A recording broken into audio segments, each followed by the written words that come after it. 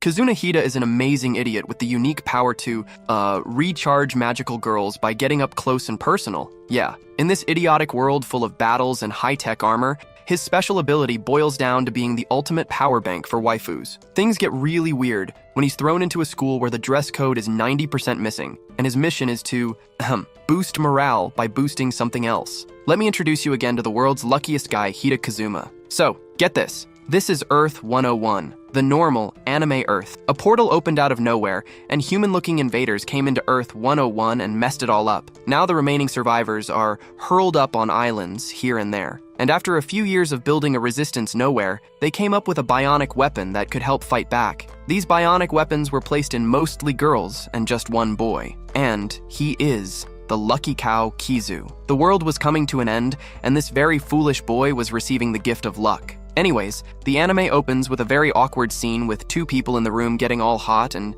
in the mood, while outside the room there is a heated battle. Back in the room, on the bed, he sat her up, and they began to playfully wrestle, all under the excuse of fulfilling their mission. He holds her body, and after a few seconds, we realize that all that has been happening is a charging process. The man only exists to charge the girl's bionic powers. The two of them step out, and a very pretty lady that you'd like to take as a wife teases the two of them for selfishly having a special activity in the middle of a heated battle. The lady who just stepped out with the luckiest man alive, Kizu, powered up, and just before she could blink an eye, a big robot popped out of nowhere, and as he popped in, another lady with a light blue power-up suit destroyed it and immediately dragged that very dumb lucky guy inside for another charge session. And this time, she says she doesn't want to play around and wants to go full throttle this time. Hold up. Wait a minute. Let's start all the way at the top.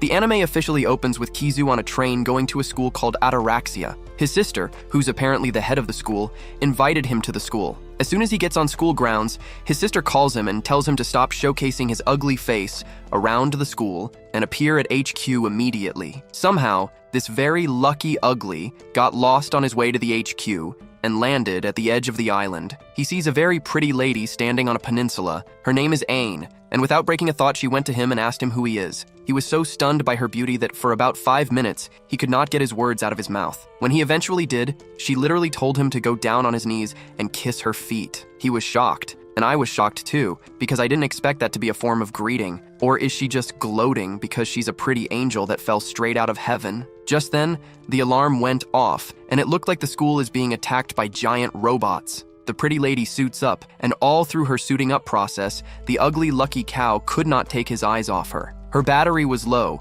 but she was not one to let a low bar keep her out of action. She opens up a hidden hole in the ground and pulls up guns you have never seen in your life. She took a few shots at the robots, but the effects were equal to a baby throwing you a paper towel. The robots are called Magitech. She flew up there and used the gun to finish it up like John Wick. A few big guns popped out of the ground and started shooting. Ain, the bionic suit girl, was not ready to back down yet. She came down and took another gun, like Luffy from One Piece. She relentlessly charged back into the fight even with her battery low. That very ugly, lucky cow is still down amongst the trees, trying to make sure he's not caught up in the middle of a fight. But the fight came to him instead, and before he could lift a finger, another lady in a suit cut down the Magitech robot with her saber with a cut cleaner than your boyfriend's fresh new cut. More Magitech robots descended from the skies. Without a second thought, the girls quickly start the fight, leaving Kizu struggling with his resolve. Ain charges into the battle, tearing through the Magitech robots with ease. However, her suit suddenly fails due to a power failure,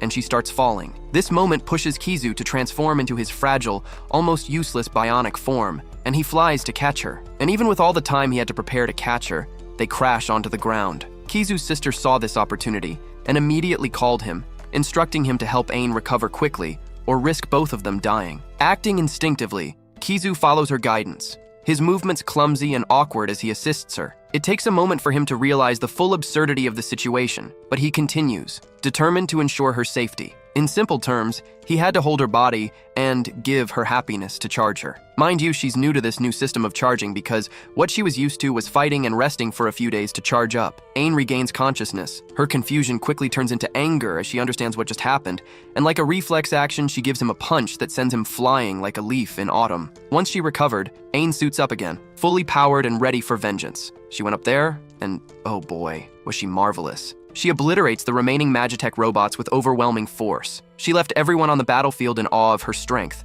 and she left me crushing on her. Guys, I think I've found my 2D wife. The other girls gather around to compliment her. Meanwhile, Kizu was still on the ground, squeezing his very ugly face and wondering what the heck just happened. Remember I told you that a while ago Earth 101 was invaded? Let me tell you the story. 15 years ago, life was simple, peaceful, and uneventful.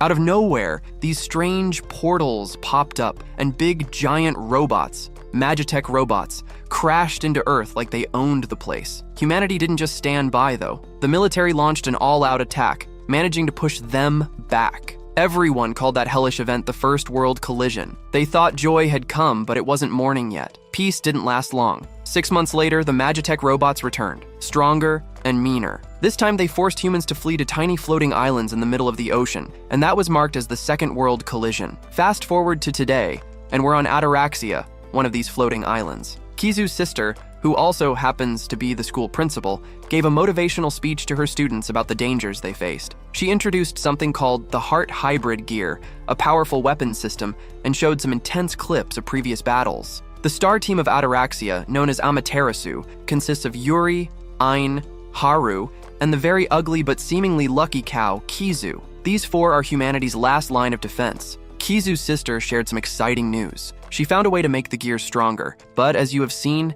it involved Kizu doing, let's just say, special activities, wink wink, with the team members. The entire school, mostly full of girls, instantly branded him a pervert. Poor guy was just doing his job, but all his good luck must at least have a setback. The next morning, Kizu woke up and Ain was sitting on him. She wasn't just sitting though, she was ready for a moment. Before he could wrap his head around his ugly face, his shirt was quickly excused out of the scene. Luckily, before things got more intense, Haru knocked on the door. She said she came to apologize, but let's be real, her timing was impeccable. She barged in and caught the moment hot. Instead of talking it out, Ain and Haru geared up for a fight like two cave women. Before Kizu could say a word, the room was blown into pieces. Later, the three of them arrived in class, where Kizu got the expected side eyes. Most students whispered about him being a pervert, but everything changed when the goddess, Yuri, entered. The room fell silent instantly. It felt like her presence alone dictated the laws of gravity. As things got more awkward in the moment, Sylvia, a first-year student, approached Kizu and delivered a message from his sister. Kizu went to see her and met Kei, the lab director. Kei handed him a special phone that gave him access to everything he'd need for missions. She just casually told him that he, from that moment on, is the captain of the Amaterasu team. Sylvia was assigned to monitor everything and keep Kei updated. Their first mission as a team was to scout a nearby island. When they got there, Yuri quickly pulled Kizu aside for some alone time. Just when things seemed peaceful, a portal ripped open and Magitech robots poured out. The Magitech robot invaders jammed all communication signals.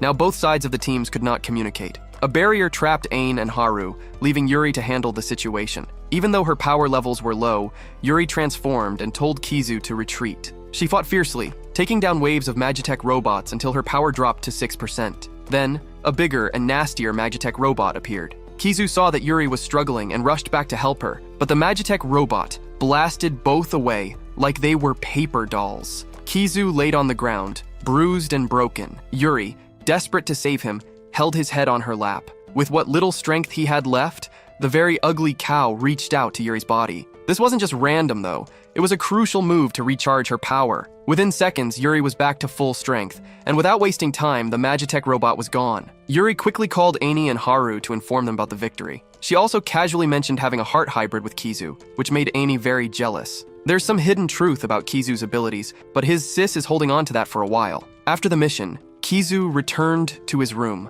hoping for some peace. Instead, he found Ain waiting for him on his bed. She was clearly not there with clean motives. Before Kizu could even process what was happening, Yuri burst into the room. She wasn't there to help though. She also came with unclean motives. The two girls argued over who'd get Kizu first. If that wasn't enough to watch two ladies drag, Haru showed up again, claiming she came to apologize. Again, the three girls transformed into their combat suits. And guess what? They turned Kizu's room into a battlefield for the second time that day. Meanwhile, Sylvia stood quietly in the corner, observing everything like a spy. She casually reported the events to the president, leaving Kizu to deal with his problems on his own. Kizu was peacefully walking down the hallway when Yuri stopped him. Somehow she convinced him to go on a tour of the Kyoto float. During their little adventure, Kizu ran into Haru on his way back and decided to join her. Haru slipped, and this very ugly monkey made himself useful for once. Kizu caught her just in time. She stayed in his arms for 2 seconds. Yes, 2 seconds. That moment was enough for her to recharge. Like full charge. Nothing. Just wholesome catching. Which is honestly kinda weak compared to the usual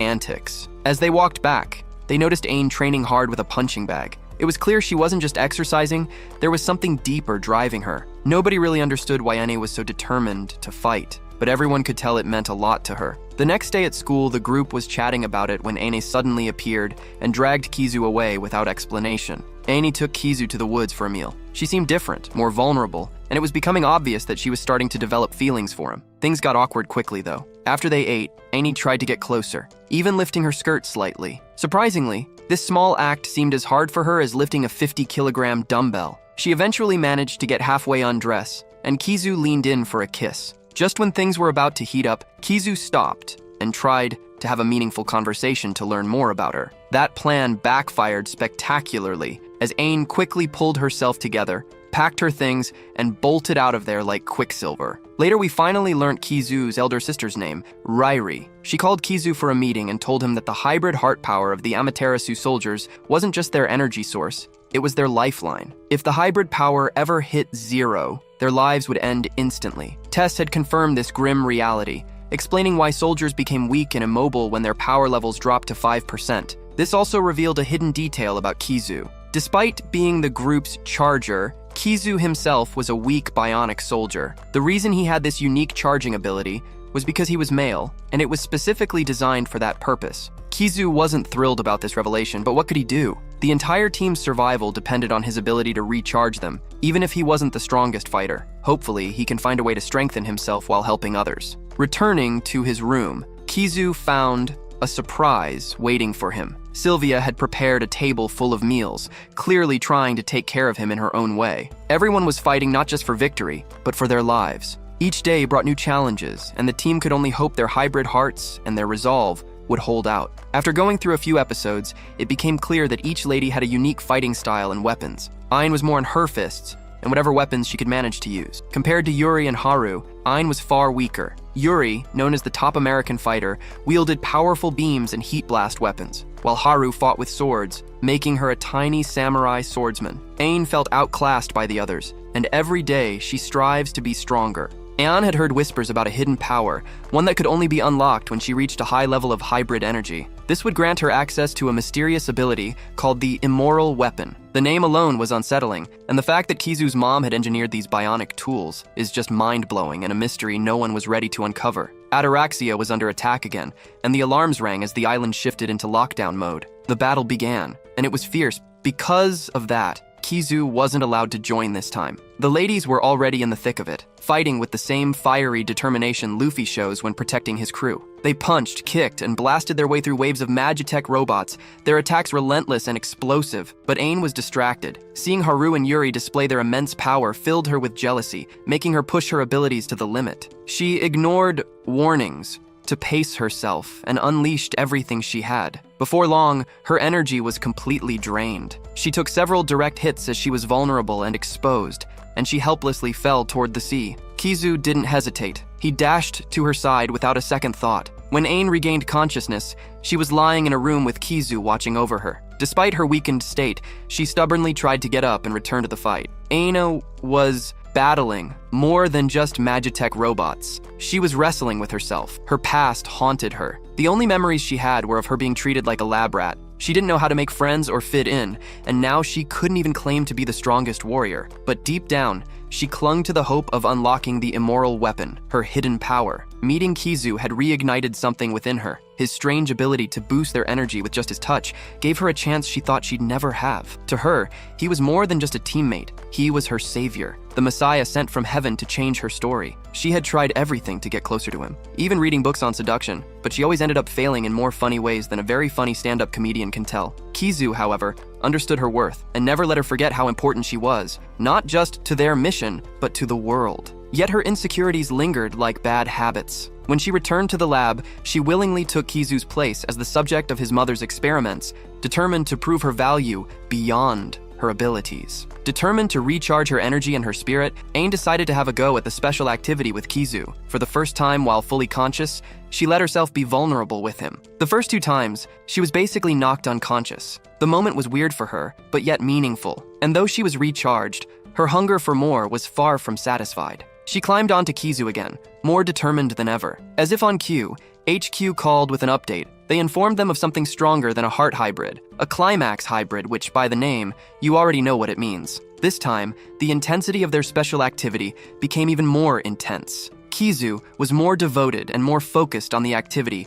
and went all in, his hands moving with the urgency of a tiger pouncing on its prey. Ain held him close, pressing his face into her body with so much force he could barely breathe. Ain felt an overwhelming surge of power as her hybrid energy skyrocketed. She screamed, her suit glowing with renewed strength, and then she was gone, back into the fight, and this time, she was unstoppable. Her immoral weapon, the Pulverizer, was finally unlocked, and with it, she tore through the Magitech robots like a Thor charging through a field of warriors, each attack more devastating than the last. The enemy had no chance. After the battle, Ain found Kizu again. She approached him with excitement and gratitude. She told him how amazing the experience had been, not just because it recharged her energy, but because it brought back memories she thought were lost forever. These flashes of her past were confusing, even mechanical in nature, but they gave her something she hadn't felt in a long time: hope. For once, she was happy, even if the journey to get there was anything but normal. The city was in ruins, split right down the middle, forcing everyone to relocate. In the midst of this chaos, Kizu somehow found himself with a surprising privilege, a full day to use the all-girls theme bath. It wasn't some act of kindness, though. It was all part of his sister's sneaky plan. She was determined to push him and Haru closer together, hoping they'd finally have that elusive heart hybrid moment. Haru, after all, was the only one who hadn't shared this special connection with Kizu. She screamed loud enough to echo dimensions, but when she pieced, it was all Kira's doing. Later in class, Kizu couldn't help but wonder how he could make this heart hybrid happen. It wasn't just about the awkwardness anymore. Keeping Haru alive depended on it. Before he could overthink it, his sister summoned him to HQ. There, they revealed a new invention, a simulator. This wasn't your regular building block toy. It was a high-tech setup designed to create any scene or situation imaginable. For the demonstration, his sister turned herself into a bunny-suited club waiter. It was hard to look away. For the first test, Kizu chose Yuri, the queen with the hottest body herself. Yuri in turn picked a crazy scenario, but Kizu took it to the next level. She threw him on the bed and jumped on him. He changed her outfit into something even more spicy. The next thing he knew, Yuri was on him. Kizu managed to take control, cuffing her hands and blindfolding her. The result was another successful heart hybrid moment. Soon after, HQ received an emergency message from a nearby island.